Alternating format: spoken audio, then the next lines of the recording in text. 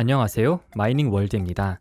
최근에 NYT, CNN, 가디언 등 세계 주요 언론 홈페이지가 다운되는 현상이 발생했습니다. 미국 뉴욕타임스와 CNN, 영국 BBC와 가디언, 파이낸셜 타임스 등 세계 주요 언론 웹사이트가 8일 원인 모를 이유로 동시에 접속 불가 상태에 빠졌습니다.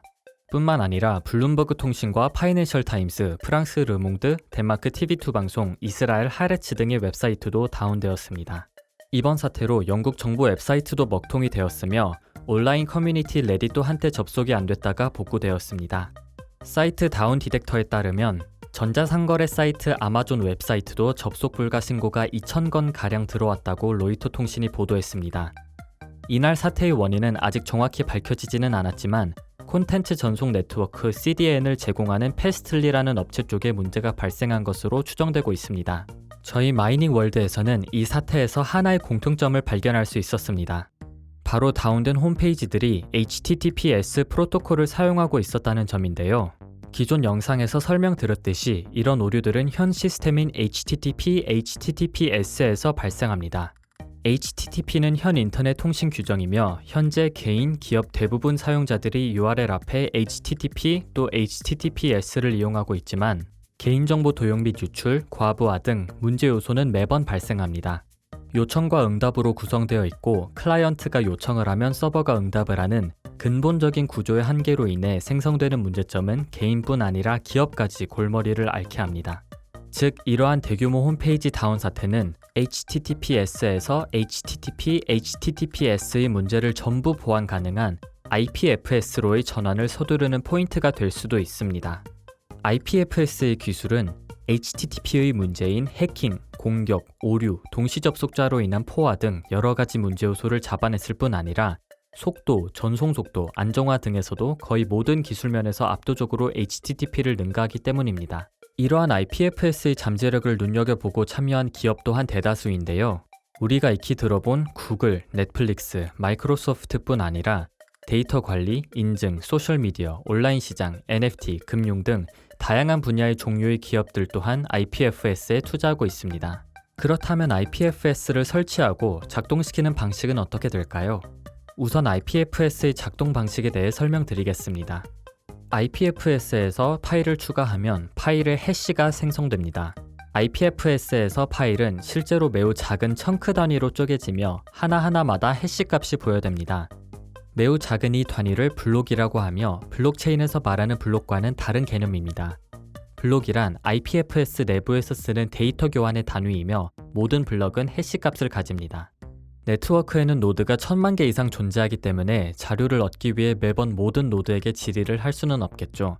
특정 파일인 A라는 파일을 얻기 위해 1000만 노드에게 데이터를 모두 물어보기란 현실적으로 어렵습니다. 예를 들어 P2P 파일 환경에서는 참여자인 피어의 수가 늘수록 메시지 교환에 필요한 부담이 기하급수적으로 증가합니다. IPFS에서는 파일을 찾는데 루트 해시 값을 매개로 사용합니다. 해시를 통해 파일을 검색하기 때문에 사용자도 다운로드하기 원하는 파일의 해시를 미리 알고 있어야 합니다. 원하는 파일의 해시 값은 별도의 서비스를 통해 알 수 있으며 이는 토렌트에서 토렌트 시드를 검색하는 방식과 유사합니다. IPFS에서는 P2P 시스템의 비효율성 문제를 극복하기 위해 분산 해시 테이블 DHT를 도입했습니다. DHT란 IPFS에서 파일 해시 값과 파일을 연결한 해시 테이블을 말합니다. IPFS 내부에서 파일 데이터 검색과 노드 간 연결의 효율성을 높이기 위한 일종의 매핑 테이블인 셈이죠. 때문에 P2P 노드가 매우 많아져도 해시 값을 토대로 컨텐츠를 찾는 데 걸리는 시간은 그리 오래 걸리지 않게 됩니다. 실제로 IPFS는 네트워크 부담을 이 같은 DHT와 라우팅 기술로 해결했다고 주장합니다. IPFS는 사용자가 최적의 노드를 찾아갈 수 있도록 계산하며 사용자의 원격 노드를 연결합니다. 이를 라우팅이라고 하며 라우팅은 특정 데이터를 분산시키는 기법과 사용자 요청에 맞춰 신속한 응답을 주기 위한 기술을 포함합니다. IPFS에는 라우터를 찾아갈 때 가까운 노드부터 먼저 탐색하는 등 콘텐츠 전송을 위한 자체 휴리스틱이 존재합니다. 라우팅 기술을 사용해 먼 곳보다 가까운 곳의 노드에서 콘텐츠를 받아오면 전송 속도가 훨씬 빨라지겠죠. 다음으로는 설치 방식에 대해 말씀드리겠습니다. IPFS를 윈도우나 맥 OS에 설치하고 사용하기 위해서는 IPFS 공식 사이트로 들어가신 후 보이시는 것처럼 설치해 볼 수 있는 클라이언트 파일이 있습니다. 클릭하면 GitHub으로 넘어가게 됩니다. GitHub 페이지에서 쭉 아래로 스크롤해보면 윈도우나 맥 OS용으로 나온 IPFS 데스크탑 클라이언트가 있습니다. 이를 다운로드 받아 설치하면 됩니다.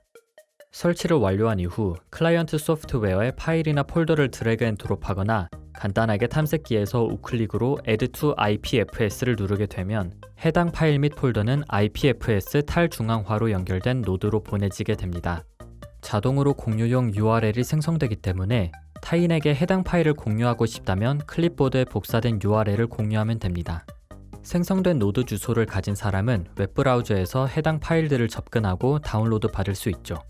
이렇게 공유된 파일은 처음 공유한 컴퓨터가 꺼져 있어도 계속 접속이 가능합니다.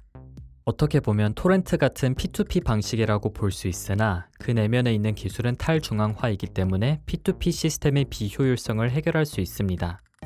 구독과 좋아요 부탁드리며 실시간 파일코인, 채굴, 프로토콜 랩스에 관한 정보를 지속적으로 제공할 예정입니다. 감사합니다.